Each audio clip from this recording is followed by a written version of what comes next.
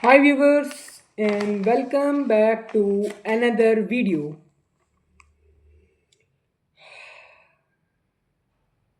तो आज के इस वीडियो में हम बात करने जा रहे हैं why cesium requires little energy to release its one electron present in outermost shell.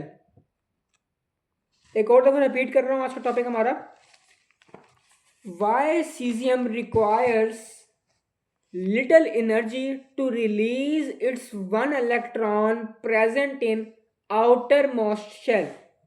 ये हमारा आज का टॉपिक है। चलते हैं अपने टॉपिक की तरफ।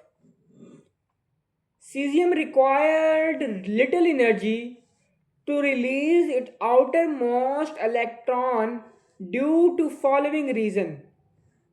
वो कहते हैं सीजियम को अपने आउटर मोस्ट शेल के इलेक्ट्रॉन निकालने के लिए लिटिल एनर्जी रिक्वायर्ड होती है, यानी कि कम एनर्जी रिक्वायर्ड होती है। उसकी वजह हमें नीचे 4 पॉइंट्स के अंदर दी गई है। पहला पॉइंट हमें दिया गया है it has bigger atomic size, यानी कि इसके जो एटम्स का साइज होता है वो काफ़ी बड़ा होता है। नंबर 2 है हाई शील्डिंग इफेक्ट, उनका जो शील्डिंग इफेक्ट होता है वो काफ़ी हाई होता है। इसी वजह से जो है वो सीजियम का जो है वो लिटिल एनर्जी रिक्वायर करता है आउटर मोस्ट इलेक्ट्रॉन्स को रिमूव करने के लिए। तीसरा हमारे पास रीज़न है इसका लो आयोनाइजेशन एनर्जी। इसके अंदर आयोनाइजेशन एनर्जी है, यही वजह है सीजियम लिटिल एनर्जी रिक्वायर करता है आउटर मोस्ट इलेक्ट्रॉन्स को रिमूवल के लिए। चौथा हमारे पास रीज़न है वीक न्यूक्लियर होल्ड, यानी कि जो इनके दरमियान इलेक्ट्रॉन्स के दरमियान न्यूक्लियर होल्ड होता है, न्यूक्लियर अट्रैक्शन होती है, न्यूक्लियर फोर्स ऑफ अट्रैक्शन होती है, वो काफ़ी जो है वो वीक होती है। और अट्रैक्शन ऑफ वैलेंस इलेक्ट्रॉन, और उनके जो आउटर मोस्ट शेल के अंदर जो इलेक्ट्रॉन होते हैं उनके दरमियान भी जो है वो अट्रैक्शन काफ़ी ज़्यादा जो है वो कम होती है। यही वजह है कि सीजियम को कम एनर्जी रिक्वायर होती है अपने आउटर मोस्ट इलेक्ट्रॉन्स को रिमूव करने के लिए। उसके बाद कहता है विच elements has the highest electronegativity. सवाल कर रहा है हमसे कि कौन सा एलिमेंट है जिसके पास सबसे ज़्यादा हाईएस्ट इलेक्ट्रोनेगेटिविटी है।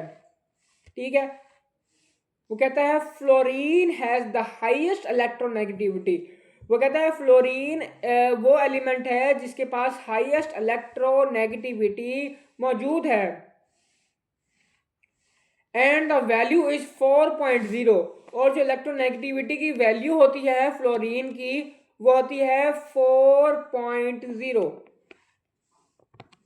उसके बाद कहता है Y and how are elements arranged in fourth period.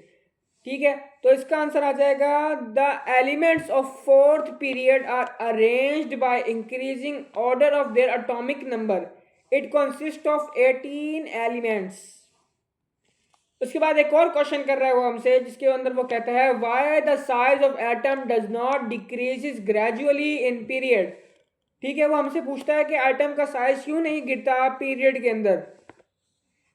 इसका जवाब होगा when we move from left to right in a period. जब हम उल्टे साइड से सीधी साइड पर मूव करते हैं पीरियड के अंदर, the size of atom decreases, जो एटम का साइज होता है वो डिक्रीज करता है gradually but the not regularly because of increase of shielding effect. Decrease करता है लेकिन कभी कभार वो कहता है कि इंक्रीज भी कर देता है, क्योंकि शील्डिंग इफेक्ट जो है वो भी इंक्रीज कर रहा होता है। तो साथ साथ वो अपने जब शील्डिंग इफेक्ट इंक्रीज करता है तो एटॉमिक साइज भी कभी कभार इंक्रीज कर देता होता है। उम्मीद करता हूँ आपको समझ आ गई होंगी। वीडियो यहीं पर एंड कर रहा हूँ। वीडियो पसंद आई हो तो वीडियो को जरूर लाइक कर दीजिएगा, चैनल पर नहीं हो तो सब्सक्राइब कर दीजिएगा। Thanks for watching. अल्लाह हाफिज़।